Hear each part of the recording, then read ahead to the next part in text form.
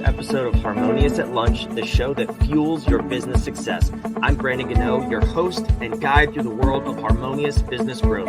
Today, we're unlocking powerful strategies with industry experts to help your business thrive. If you're a business owner, entrepreneur, or executive, you are in the right place. Join me and our incredible guests today on the journey to clarity, growth, and success. It is time to revolutionize your approach to business. Let's dive in with another episode of Harmonious at Lunch.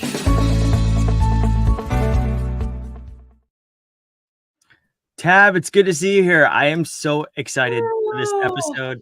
So for the listeners, the viewers out there, you know I usually meet my guests about 3 seconds before I hit record. On this episode, it's a little different. I am going to tell you in advance, we have a rock star with us. Tab, I'm so excited to sit down for this conversation and just unpack what you have for us. The little clickbaity title we have is Success Hacks to Get You Further Faster. We'll see what that means, but first and foremost, thank you for being here and welcome. Well, thank you for having me. I'm excited. Yes, we had like 20 minutes of chatting before. We probably just should have pushed record. Yeah, I always say that because I get on these things and I get excited and I talk to people and I'm like, oh, yeah, none of that was recorded. It was all gold. But listen, I've talked you up now, so you have to deliver. And I saw you speak previously, so there's no shortage of content here. But I want to just figure out, where you are in the world, because you do a million different things. You're all over the place. You're a mom, entrepreneur, speaker. How do you identify yourself for the audience before we dive into success hacks? This has been a question I've been getting a lot, and it really does a lot of like soul searching. People are like, what do you identify as, or what? Which is a touchy question these days. First of all, let's just get that out. I am a woman. I am a woman. Okay. And I always tell people, I am a cat. I'd be a dog if we were being real. Okay. Yeah. I am a woman. Identify, what? Okay. I won't go into that. All right. So I am first and foremost a wife and a mom. Like when people really ask me, who I am, and I'm a Christian. So like, I'm a Jesus lover, that type of stuff. And I hope that doesn't offend your audience, but that is who I am. And like, I cannot cover those things up. And so even when I'm in like a really serious conversation, like I was telling Brandon earlier, like it was called like Money and Fidelity, which was like crazy. It was a podcast I did and it was like super serious, but like I have to bring in who I am. And I have been married for 16 years. I've been with my husband for 23. We were high school sweethearts. We have 5 daughters. And that is, really ingrains in me who I am because my why comes from that. And for a long time, the why was to help my husband financially. My husband would do whatever it takes, by the way, to provide for our family and to thrive for our family, not just survive. He will do whatever it takes. He's a farmer. He was raised farming. So like hard work, this is, what you need to do. We became real estate investors when he was 21 and I was 19. So we saw what that would do, like investing in your own future, really early on. I always knew I wanted to be an entrepreneur. And to be honest, it's because I don't like people to tell me what to do. And I'm so stubborn that it's my way. Like I am doing this, right? So like, I knew I didn't want to work for somebody else, but I liked learning. Like I loved the areas that I loved and I loved to learn about them, if that makes sense. So I actually have a degree in marriage and family studies because I wanted to help marriages. And I think a lot of your listeners on here, if they're entrepreneurs in some way, shape or form, you want to help. You have a solution for somebody and you want to help them get better results. Even if it's with a product, even e-com, like if you are selling a product, you want that product to go to your customer to make life easier. And for me, it was just helping people internally because I was just very infatuated with human behavior. Like why people do what they do. Why do these uber successful people commit suicide? And in our eyes, they have everything and they're, feeling such self-doubt.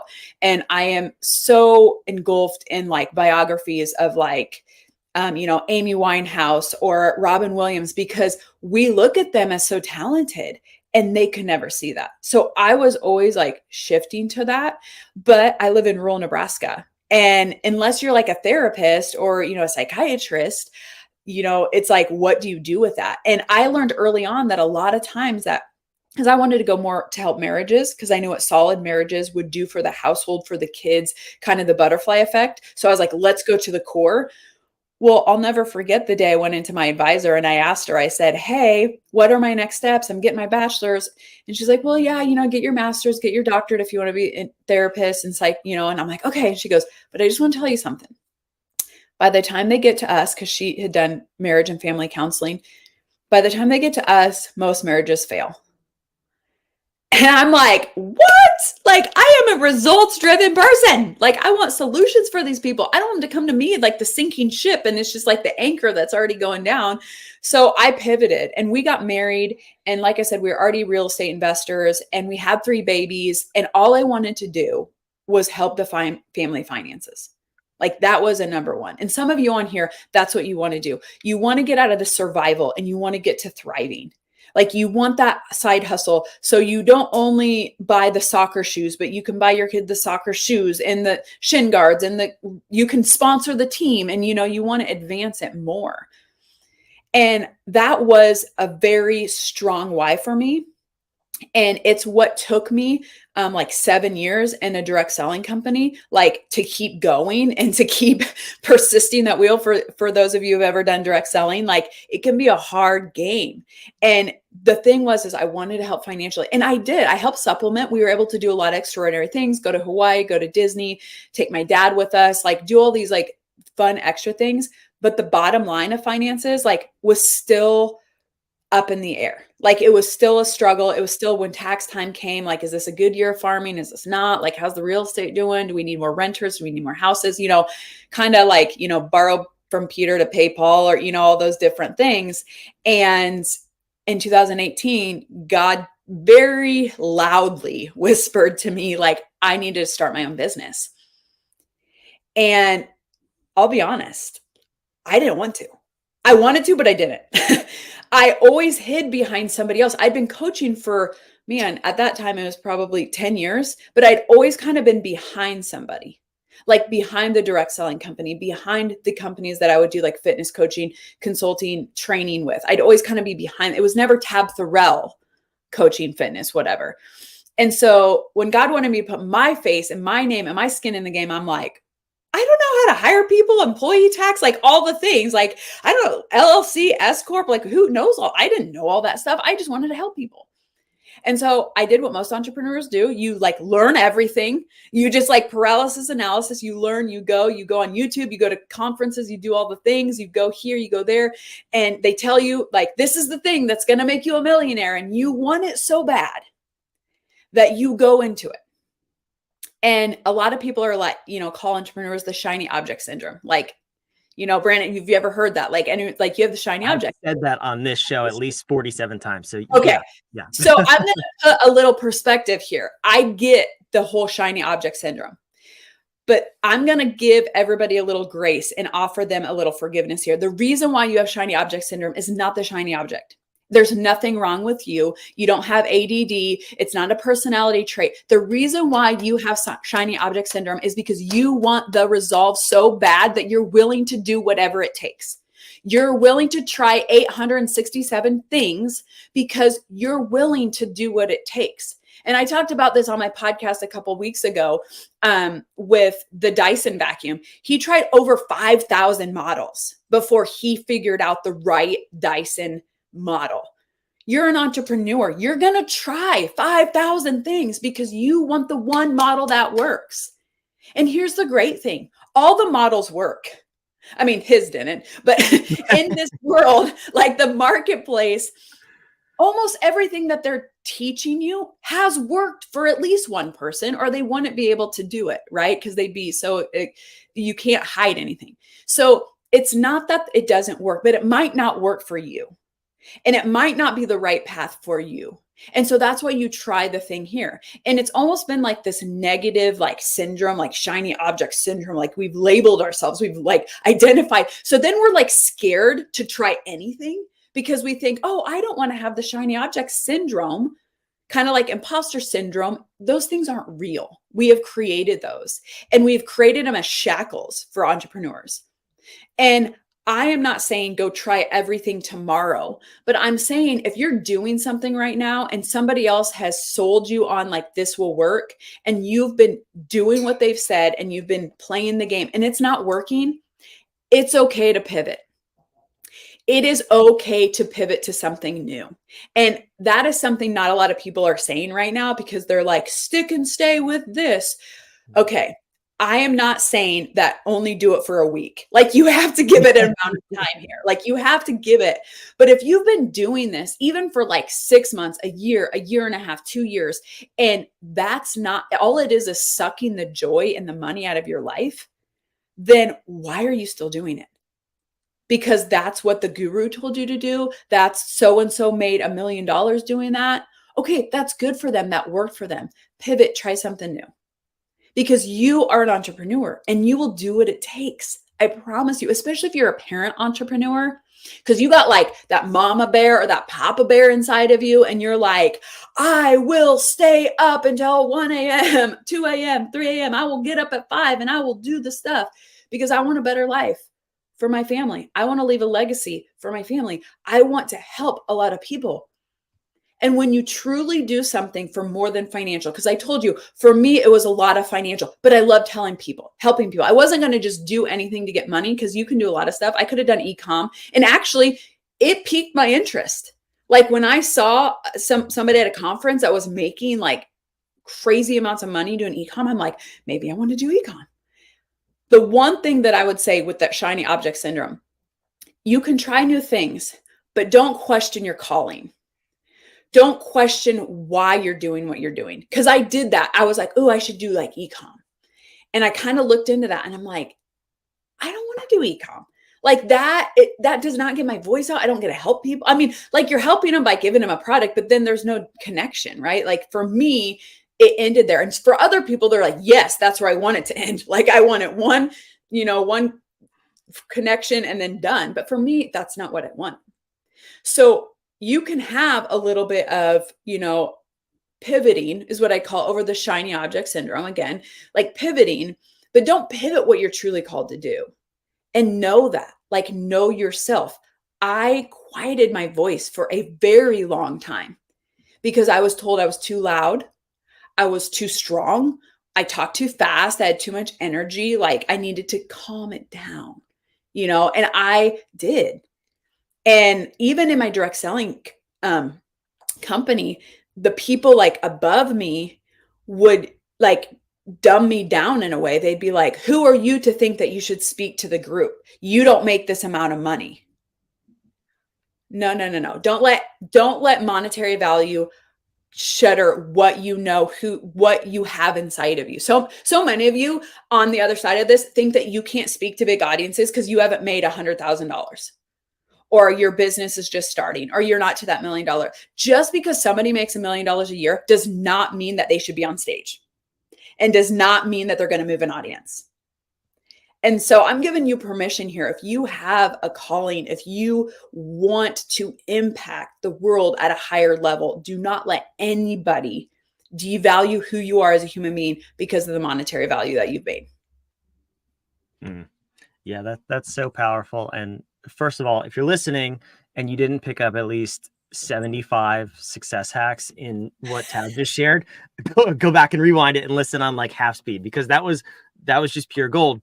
But a couple of things that really stood out to me was, first and foremost, your calling. And something that I think a lot of entrepreneurs fail because of is chasing money, chasing dollars, and forgetting that we are entrepreneurs because of our impact that we are called to provide and serve in the world. And I'll give you an example. A couple of years ago at this point, that's crazy. I walked away from investing $250,000 on my dream. Right. And I was chasing the money. And I finally came to realize that I too had the very loud whisper from God that said, this ain't it, pal. Yep. And I can't even tell you how hard that was. It's a big sum of money. And I walked away, I sold the business, and I'm here now. And the message that God said to me was give first.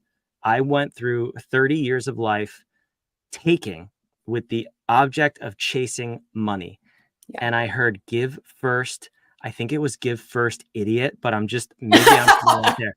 But it was give first. And I have walked by that for the last 2 years.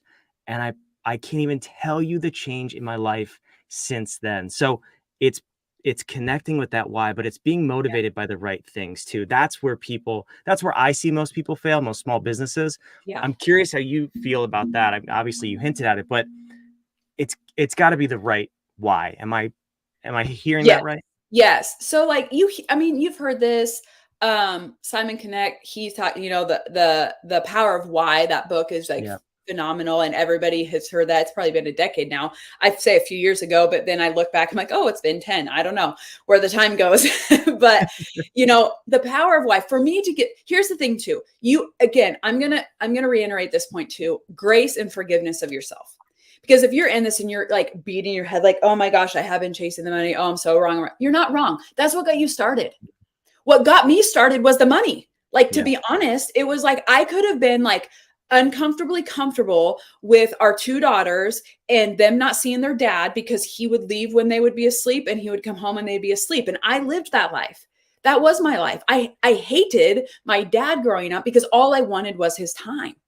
There's something inside of you, something that happened. And I'm not, again, this isn't a therapy session, but there's something that happened to you when you were younger that is a wound or whatever. And it's going to fuel you in the beginning. And it's okay, because you need that fuel, because this road of entrepreneurship is hard.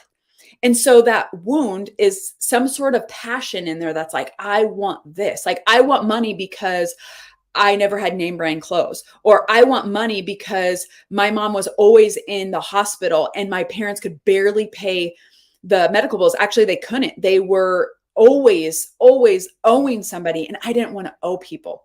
So like when I came into the marriage, I was like, we're not going to have debt. We're not going to have this. We're not that. Well, guess what? We're farmers. So you have to have debt. Like, you just do. You have to borrow money when you have equipment that's $500,000 to produce crop. So like, I had to switch and rewire some things of what I thought things meant. And then the drive of that, it was okay. It was okay that I wanted to start that direct selling company for money, because if that wasn't the driver, I would have never like messaged all my people like, hey, buy these supplements, or I would have never cold called. I would have never drove to El Paso, which is 16 hours from where I live, to help a distributor get started. Like, I would have never done those things just to help Crystal. Like, I wanted to help Crystal, but for me to get into my car and drive through a blizzard had to be deeper. It was financial. And so I'm going to be real with that. It's okay that you have that kind of starting point, or like that is in your vision. Like, you want a dream house, you want this, but it can't be what is the only thing. Because like I said, I could have pivoted to e-com. I could have pivoted, there's a lot of things in the online world that I could have learned and done and been really unhappy with. But because mine was tied together with impact and income, because like, you can't always chase your calling. You like what we call the broke difference maker. You do have to figure out how to, You have make to charge. financially, like you have to figure out how to monetize stuff too, not only for you, but it helps your listeners. It helps your customers. It helps your prospects, because when they have to like pay attention, like listening to podcasts is great. I do it all day long, but I can't tell you how many podcasts that I've listened to. And I'm like, who was that speaker again? I can't remember. But when they have like an offer or something that like they tied together, something that really got me to trust them, and then they had like this offer, even if that was offered to like check out their website or a freebie or something, I'm clicking on that. And then I'm looking at them and I've connected them with them through a podcast. Then I go to their website and then I see about them. I'm like, okay, and maybe I do a strategy call, right? So like, if they just said, hey, like, I'm Tabatha Thorell, this is me, this is great, learn how to speak, see you later, you're going to forget. Because there's 100,000 million, I don't even know how many podcasts there are right now. And you're going to go, right. And you're going to go and you're going to listen to somebody else, and they're going to captivate you just like I did, but they're going to have that call to action. So I think it's like marrying that and knowing that. And in my industry, and what Brandon does too as well, a lot of people, they're scared of that offer. They're scared of like, I don't want to sound too salesy. I don't want to like, I feel like everyone's being sold to. Well, when you look at it like that, when you look at like the world being sold to, guess what? We've been sold to for I mean, since marketing and advertising, which is like in the early 1900s or even late 1800s. I don't know when the launch of like the first advertising, but I mean, I know it was clear the turn of the century of 1900s. So we've been sold to forever. It's okay. That's fine. That's how you better your life. There's a lot of products in my life that I would not have known about if I wasn't sold to. I get to choose. I get to choose if I want to buy it. Your prospect gets to choose if they buy it. You get to decide, is this heart-centered? Is this really going to help them? Is this going to serve them in the best way? How can I add more value to this? I'm going to give you an example. And Brandon, I'm going to give you a little teaser to the class that we're doing. Well, it'll be past, but you're going to join me in a class. Henry Hines, when he first started his business, he wanted to put his product in a clear jar, because before then, products were purposely in jars that you couldn't see through because they put so much bad stuff in them, like arsenic and oh my gosh, like detergent, and they would bleach stuff like to make it white, make it look more clean and pure. And they would put bleach. I'm not even kidding. Like stomach cancer in the turn of the century was atrocious because of that. Okay. He wanted to put it in clear bottles so you could see it. So you could see that it was the purest tomatoes. Like this was the thing, right? So he had a product and he wanted to serve his audience better. So people actually were ingesting good things. So even if it's a product and you want to serve your audience in the higher level, that's how you do it. That's how you differentiate. And it's crazy to me when I still see so many top-notch companies doing products in a way that is not connecting to their audience. And there was a big one. I'm not going to say any names because I don't want to get sued, but there was a big one this spring into summer. And what they did was they thought they were doing the thing that like was correct instead of looking at their audience. It's safe to say we've done case study upon case study on this show, on our other podcast. It's Bud Light. And I said it, she didn't say it. We could unpack that for 6 episodes. Yes. They didn't look at their audience. Like I have nothing against like the people that they were, targeting or whatever, but that's not their ideal client. It never has been. And I know because I live in rural Nebraska and we're their ideal client. Okay. We are like, I don't even say like rednecky, but we're like in the back of our pickup truck on a Saturday night, like under the stars, like drinking a Bud Light, like chilling back, like with our kid, like our kids are playing in the cornfields and we're drinking a Bud Light. Like that is their market. And they skewed from it. And that was their loyal market. I'm talking like people tattoo their logo on their leg, like entire sleeves.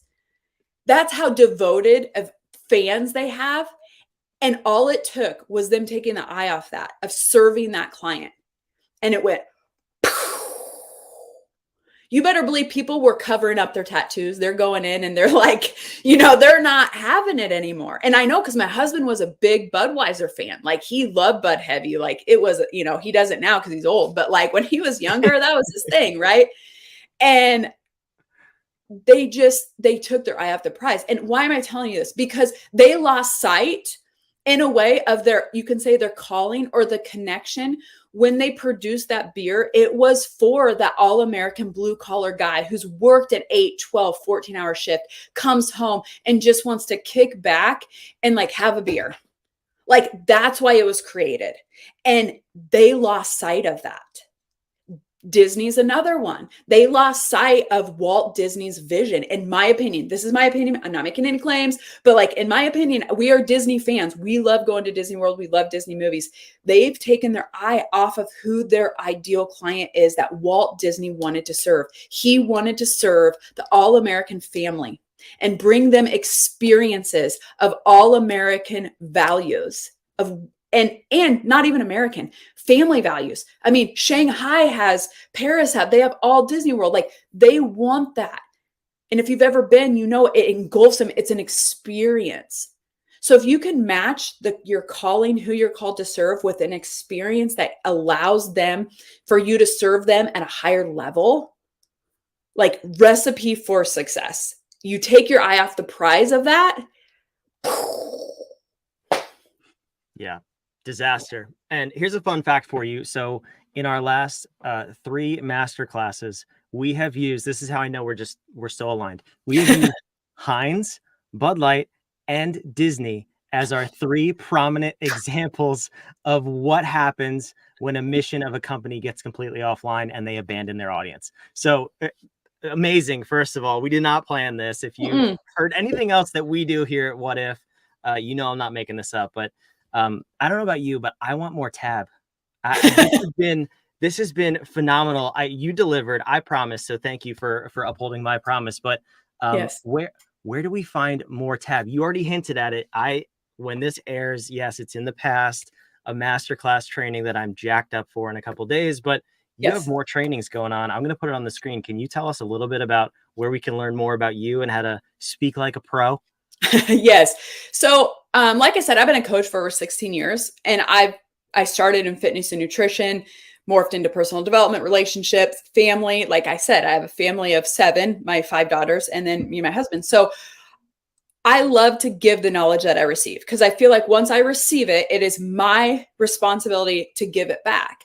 And so this will be uploading more and more, but Tabs trainings is like my vault of all of the things. And you click on an area, like if you want fitness, you're going to go there. You're going to get tips and tricks, maybe some of my lives, maybe some PDFs, whatever in there that you can grab, and it will serve you. Like they're free. They're great. It's like you put your email list in, and really we just do that because we want to stay connected.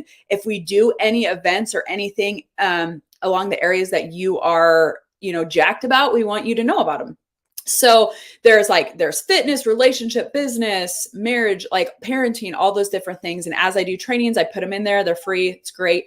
Brandon alluded to this, like masterclasses. I love serving an audience live. And so I love to host different masterclasses, different trainings, and just really serve you in whatever area. And right now, I see a need for more speakers and more storytelling, because we are a very visual society and everything is instant, and 30-second reels, 15-second reels, and funny things and the serious things and what's this. And there's a lot of noise out there, and it's I like to cut through the noise and give you quantum leaps. And I see a lot of fear in online course creators and speakers and beginning coaches and stuff, afraid to do offers and different things like that. So we have different trainings to serve you, and they'll be posted on Tabs trainings. Like if there's a webinar, web class coming up that you can attend, it'll be on there. And I also have the What Went Wrong podcast. That is my new podcast that I launched this year, and where I interview or tell stories about successful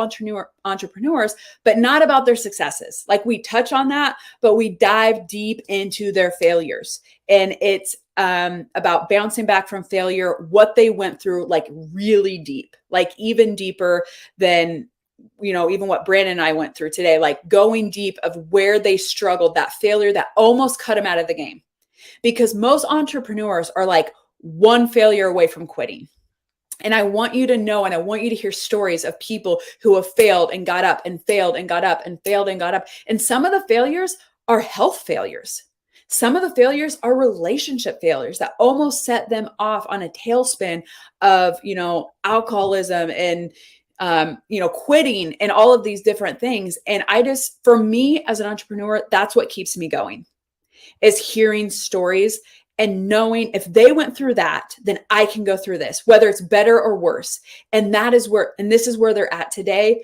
I can go through this. It's just seeing yourself. And it's kind of like the 4-minute mile. It's once you've seen it done, it's you can do it and you can break it. Once you hear about an entrepreneur, whatever success level they're at, when you hear about their struggle, you think they're just like me. Okay, I'm connected. Okay, I can keep doing this. I can get up, brush my shoulders off, and I can move forward. So that's what the podcast is. Check it out. Like I said, we do different interviews, or I share stories of entrepreneurs. I alluded to the Dyson, but there's fun stories about accidental successes, like the Post-it note and bubble wrap, and YouTube actually was a blunder. So you guys will have to check that out.